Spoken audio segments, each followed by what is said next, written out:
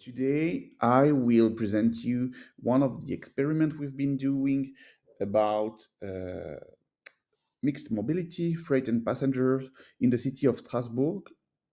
And the idea was to use the tramway to deliver goods in the city center.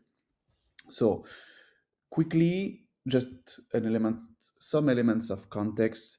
This comes from a collaboration between La Poste Group, so postal and parcel delivery services, and Alstom, that is the main French train manufacturer.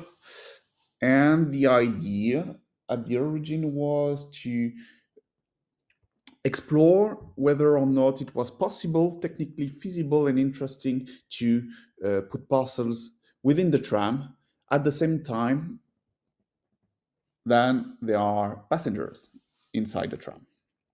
And for this, one of the city in France in particular is really interesting, and it is Strasbourg in the extreme northeast of France, really close to Germany. So it is quite a big city, so 300,000 inhabitants. It has a really complex medieval city center that is really hard to access for logistic activities, and it has a really strong no car policy, meaning that after a certain time in the morning and up to a certain time late in the afternoon, the city center is totally closed to vehicles. And also, Strasbourg has a tramway that's covering the city center and most of the city. You can see on the top picture, it's a really old city center, really medieval, and there is this tram you can see here.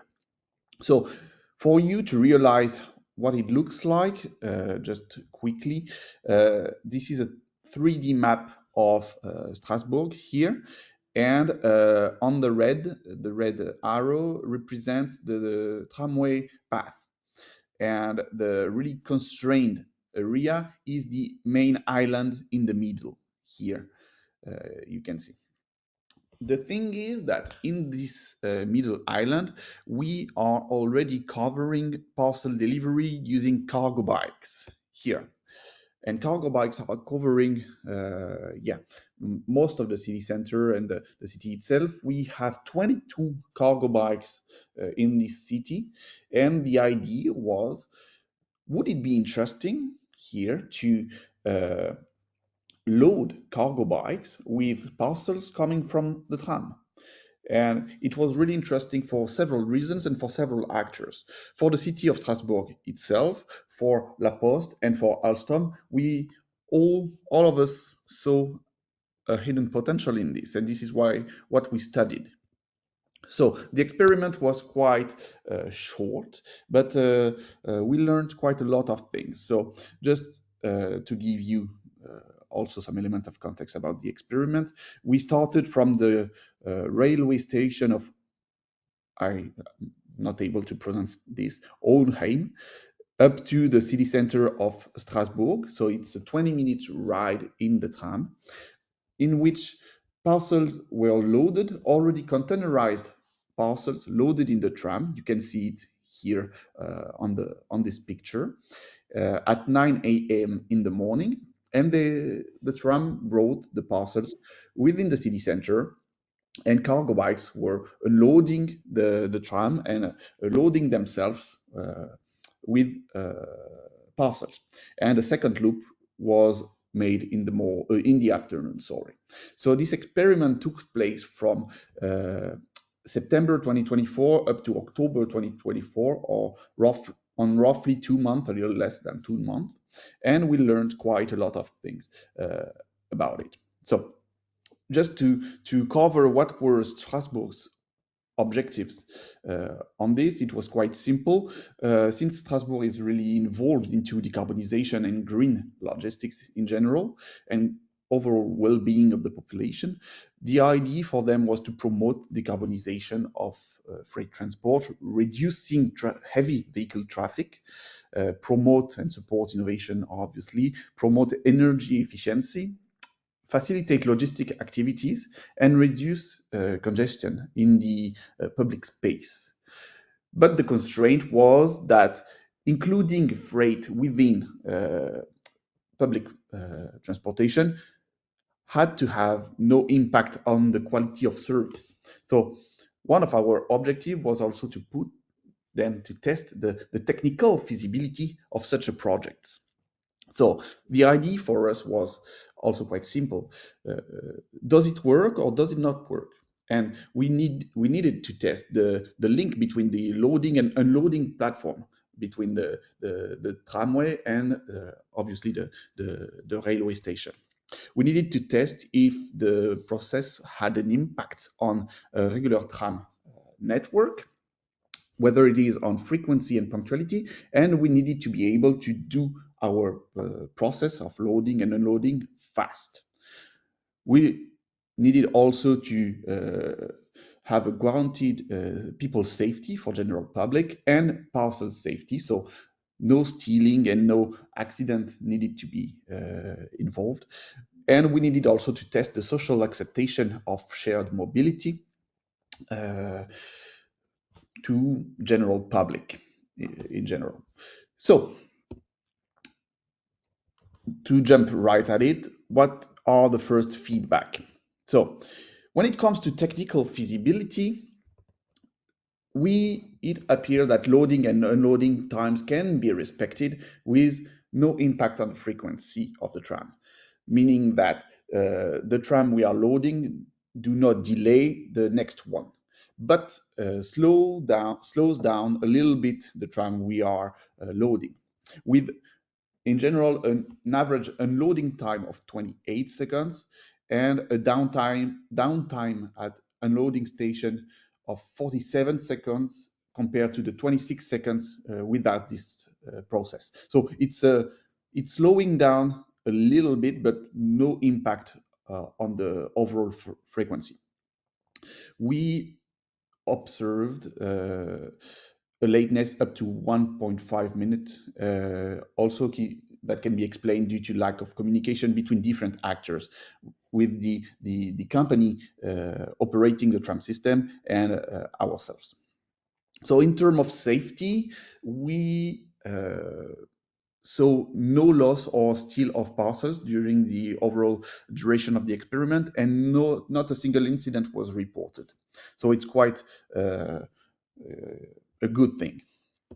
Also, when it comes to social acceptation, it was really, really interesting because the social acceptation was super high on this project, with not more than 90% of favorable opinion on this experiment, and